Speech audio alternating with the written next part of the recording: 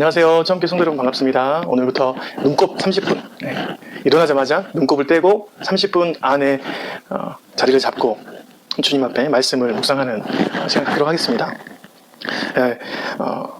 묵상한다는 것이 시간을 내는 게 너무 어려운데, 특별히 이렇게 매일 성경으로 꾸준히 어려운 본문을 함께 묵상하고 나누고 한다는 것은 참 어렵습니다. 성경이라는 게 너무 어려운데 그 성경을 이렇게 묵상하고 내 삶에 적용한다는 것은 실은 하나님의 큰 도우심이 아니면 안 되는 것이죠.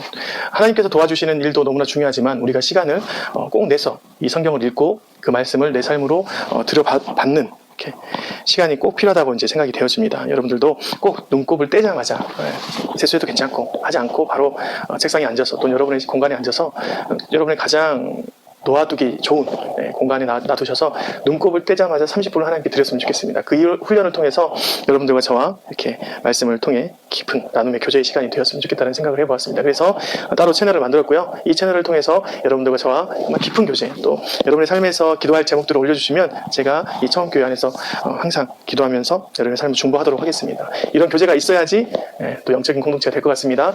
두려워 마시고 꼭 눈곱을 떼고 30분 묵상해 주시고, 이 채널 특별히 우리 처음교회를 위한 채널이니까 여러분들 꼭 활용해서 이 시간에 함께 묵상하고 또 나누면 좋을 것 같습니다. 처음교회 성도가 아니더라도 묵상을 원하시는 분들은 함께 나누고 힘을 얻고 영적인 공동체로 나아갔으면 좋겠습니다.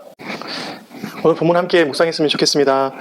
오늘 본문은 솔로몬이 하나님께 경배하고 특별히 우리가 잘 알고 있는 일천번제, 1000마리의 희생 제사를 번제를 드렸던 본문입니다.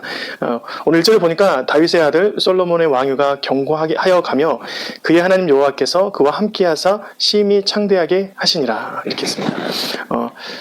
오늘 본문은 역대하라는 책인데요. 역대하는 왕에 대해서 긍정적인 모습들을 많이 표현했습니다. 그래서 솔로몬 왕이 하나님 앞에 좋은 모습으로 다가갔던 모습들을 좀 희화하면서 썼던 기록책입니다. 특별히 솔로몬이 하나님과 함께 하사 심히 창대하게 하시니라, 이 말씀은 실은 솔로몬의 모습을 보고 이후에 이스라엘 백성들이 써놓았던, 또한 성경의 저자들이 써놓았던 것이죠.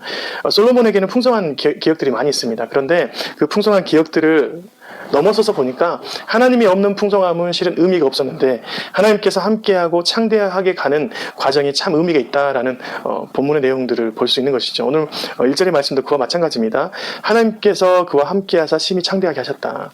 하나님이 함께하신 그 창대함 속에서 솔로몬이 참된 국가 운영을 했는데 그 첫 번째 단계가 뭐냐? 오늘 말씀 보니까 5절 말씀입니다. 5절 말씀에 하반부에 솔로몬이 회중과 더불어 나아가서 여호와 앞 곧 회막 앞에 있는 놋제단에 솔로몬이 이르러 그 위에 1000마리 희생으로 번제를 드렸더라 했습니다. 솔로몬이 혼자 번제를 드린 게 아니라 이것은 이스라엘 전체적으로 결단을 한 내용입니다. 진짜 큰 결심이죠. 자신이 죄를 짓고 또 속죄하고 하나님 앞에 감사제를 드린 개인적인 그런 공간이 아니라 온 이스라엘 백성들을 불러다가 이제는 내가 결단하겠다라고 말하면서 선포했던 그런 내용인 것이죠. 그래서 그 제사를 다 드린 후에 1000마리의 희생제사를 드렸으니까 얼마나 큰 이벤트적인 모습도 있고 결단의 모습이 있겠습니까? 그런 후에 하나님께서 7절에 보니까 그날 밤에 하나님이 솔로몬에게 나타나서 그에게 이르시되 내가 무엇을 주랴 너는 구하라 하시니라 했습니다. 하나님께서 찾아와서 그에게 주신다라고 말씀하시죠. 하나님께서 실은 일방적인 언약을 주실 때 많습니다. 너희가 이 땅을 살아가면서 나와 함께 할 터인데 특별히 이것은 이렇게 하고 저렇게 하고 이렇게 하면 이렇게 주고 하면서 하나님의 조건부 신앙 안에서 줬던 모습들이 많습니다. 일방적인. 그런데 솔로몬에게는 하나님께서 무엇을 줄까 구하라 라고 이제 말씀했죠.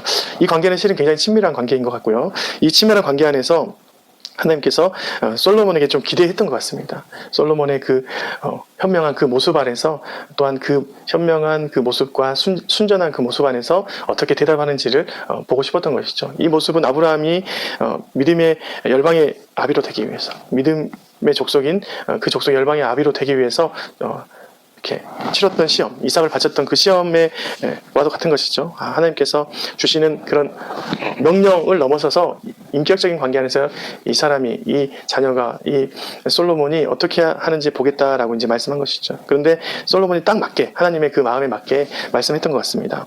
오늘 말씀 볼까요? 8절 말씀. 솔로몬이 하나님께 말하되 주께서 전에 큰 은혜를 내 아버지 다윗에게 베푸시고 내가 그를 대신하여 왕이 되게 하셨사오니 있습니다. 아버지를 대신해서 자기가 왕이 됐다. 다윗을 대신해서 왕이 됐다. 다시 말해서 다윗의 전통과 신앙을 물려받았다.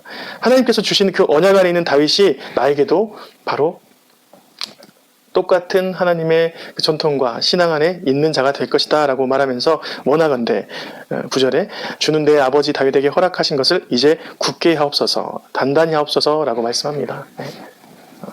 솔로몬의 이 고백은 참 귀한 고백 같습니다. 하나님께서 주신 언약을 내가 다시 받겠습니다. 다윗 왕, 하나님께서 사랑하는 그 다윗 왕에게 수많은 말씀을 줬는데 하나님을 따르면 형통함으로 또한 많은 백성의 왕이 되겠고 뿐만 아니라 그 왕의 연속함이 이스라엘 백성이 끊어지지 않을 때까지 계속하신다 말씀하셨습니다. 하나님께서는 무엇을 줄까 구하라라고 했는데 오히려 하나님의 언약을 다시 이렇게 되짚어서 하나님께 올려놓는 솔로몬의 모습을 보고 참 현명하고 하나님 안에 있는 자구나라고 생각을 했습니다. 10절 주는 이제 내게 지혜와 지식을 주사 이 백성 앞에서 출입하게 하옵소서. 이렇게 많은 주의 백성을 누가 능히 재판하리이까. 하나님의 지혜와 지식이 필요하다라는 것이죠. 이 땅을 살아가면서 보니까 자기가 봐서는 이 많은 백성을 다스릴 재판장이 되지 못하겠다라고 말하는 것입니다. 여러분 신학교 교수님이 가끔 얘기해요. 내가 이제 성경을 공부하고 신학을 더 공부할수록 이렇게 고백한답니다. 진짜 모르는 게 맞구나.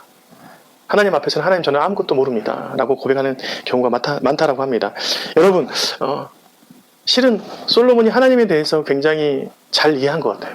솔로몬이 진짜 현명한 것 같습니다. 지혜로운 왕 같습니다. 하나님 앞에서 내가 이 백성을 내 백성으로 삼고 내가 이 사람을 다스릴 권한을 주고 이런 것들보다 하나님 내가 이 백성을 다스릴 수 없는 정도의 지혜가 있습니다. 잘 살펴보고 아무리 계산을 때려봐도 이 많은 백성을 올바로 이렇게 움직이게 할 인간의 지혜는 없습니다. 그러니까 하나님의 지혜와 지식을 주십시오라고 고백하는 솔로몬의 모습을 볼 수 있는 것이죠. 여러분 우리가 이렇게 하나님 앞에서 정말 순전한 고백은 하나님께서 기뻐하시는 고백 같습니다. 물론 솔로몬같이 완벽한 이런 고백은 모두 다 드릴 수는 없지만 하나님께서 주셨던 그 신앙의 간절함 또한 열망, 열정 그 안에서 있었던 올바름을 가지고 주님 앞에 나아가면 주님께서 우리에게 더 많은 것을 주실 거라고 믿습니다. 물론 이 땅에서 받아 누릴 많은 것도 있겠지만 뿐만 아니라 하나님께서 하늘의 것으로 내려주신다면 우리는 더 기쁨으로 이 땅을 살아갈 것 같습니다. 오늘 하루도 여러분이 11월이 처음으로 시작하는 날인데요. 이 날도 정말 하나님 앞에서 정말 순전한 고백으로 또 하나님께서 주신 영적인 하늘의 것으로 채우시는 저와 여러분이 되었으면 좋겠습니다. 저도 오늘 이 말씀을 가지고 주일 잘 지키면서 주님 앞에 나아가는 귀한 성도, 한 사람의 성도가 되도록 하겠습니다. 고맙습니다. 내일도 함께 찾아뵙겠습니다.